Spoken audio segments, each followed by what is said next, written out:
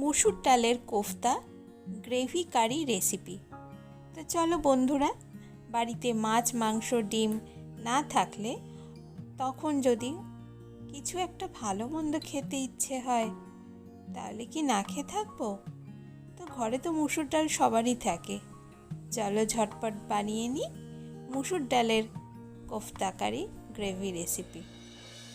তো রেসিপিটা দেখতে ভিডিওটা একটুও স্কিপ না করে প্রথম থেকে শেষ অবধি দেখো, চমকে চমকে চমকপ্রদ আছে তোমাদের জন্য। তো আজকের রেসিপি শুরু করছি, দেখে নাও প্রথম থেকে শেষ অবধি। প্রথমেই আমি একটা মশলা বেটে নেব। তার মধ্যে দিয়েছি মিক্সার গ্রাইন্ডারের মধ্যে দিয়েছি পেঁয়াজ, টমেটো, একখানা মিডিয়াম সাইজের পেঁয়াজ, একখানা মিডিয়াম সাইজের টমেটো, কয়েক ইঞ্চি আদার টুকরো, কাঁচা লঙ্কা, গোটা গরম মশলা। এবার মুসুর ডাল বড় বড় দানার, যেটা আমি ভিজিয়েছিলাম, দেখুন কত বড় বড় দানাগুলো। ভালো করে সেদ্ধ হয় না, যে প্রেশারের ডালও আবার আমরা খাই না, তো সেই জন্যে এটাকে একটা ঘুরিয়ে নেব, মিক্সিতে বড়া বানিয়ে নেব। দেখো কেমন করে বানাচ্ছি। এবার এটা মিক্সিতে ঢেলে দেবো।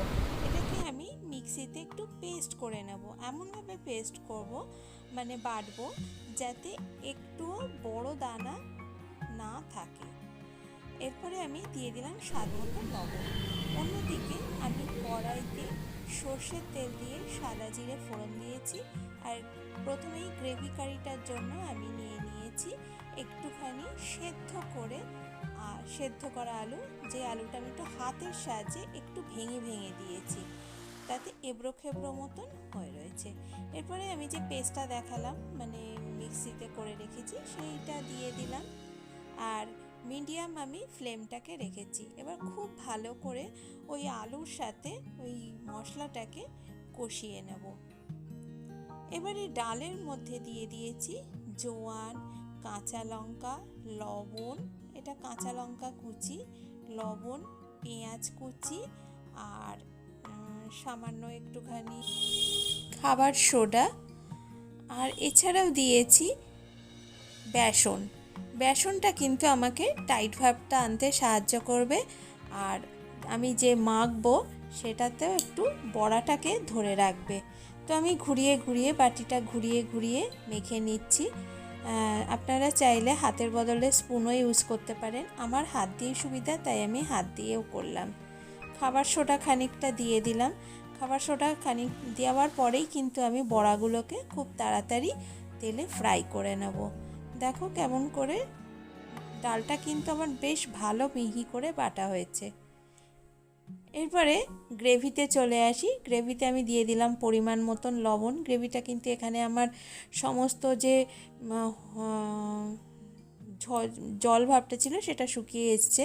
দিয়ে দিলাম হলুদ গুঁড়ো, লঙ্কার গুঁড়োটা কাশ্মীরি লঙ্কার গুঁড়ো এবং একটা ঝাল লঙ্কার গুঁড়ো, দুটোই দিয়েছি। গ্রেভিটা দেখতেই পাচ্ছ, খুব ভালো করে কিন্তু কষিয়ে নেব যাতে একটা ফোঁটাও জল না থাকে। জল থাকলেই কিন্তু সেই খাবারে কোনো টেস্ট থাকে না। তো সমস্ত কিছু দেওয়ার পরে গ্রেভিটা যখন বেশ হয়ে আসবে সেই সময় দিয়ে দেবো ক্ষণে যে মিক্সিটা আমিতে মশলাটা বেটেছিলাম সেটা ধোয়া জল। তো জলটা দিয়ে খুব ভালো করে একবার ফুটিয়ে নেব গ্রেভিটা, তাহলে সমস্ত মশলা মিশে এক হয়ে যাবে। অন্যদিকে কড়াই তেল বসিয়ে দিয়েছি আর বড়াগুলোকে খুব ছোট্ট ছোট্ট করে পকোড়া সাইজের আমি ভেজে নেব। পকোড়া বা কোফতা যাই বলে থাকো না কেন সেরকম করে আমি ভেজে নেব একটু একটু করে। তো দেখো খুব সুন্দর আমার ভাজা হয়ে যাচ্ছে।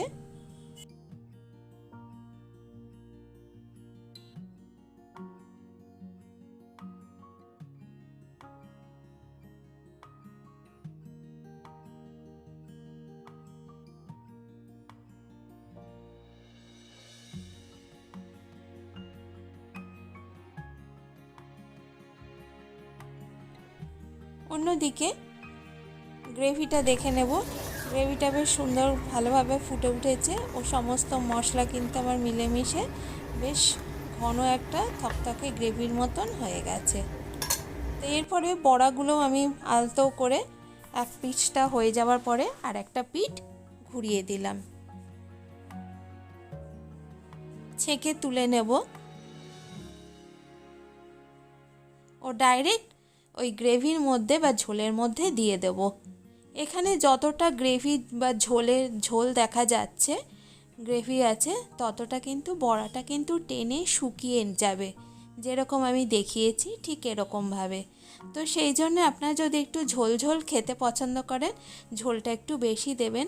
আমাদের সেরকম ঝোল ঝোল পছন্দ হয় না, তাই আমরা একটু শুকনো শুকনোই করে আজকে এই রেসিপিটা আমি শেষ করলাম। তো তোমাদের বন্ধুরা যদি রেসিপিটা ভালো লেগে থাকে, খুব চটজলদি করে করা যায়, আর এটা একটা দারুণ ভাতের সাথে, গরম ভাতের সাথে একটা সুন্দর সুস্বাদু পদ। বাড়িতে অবশ্যই ট্রাই করো, আর হ্যাঁ, আমাকে একটা কমেন্ট করে জানিও তোমাদের এই রেসিপিটা কেমন লাগলো। ওকে, ভালো লেগে থাকলে একটা লাইক, শেয়ার আর সাবস্ক্রাইব করে দিও। আর হ্যাঁ, পাশে থাকা বেল বাটনটা কিন্তু অবশ্যই প্রেস করে দিও, ভুলে যেও না।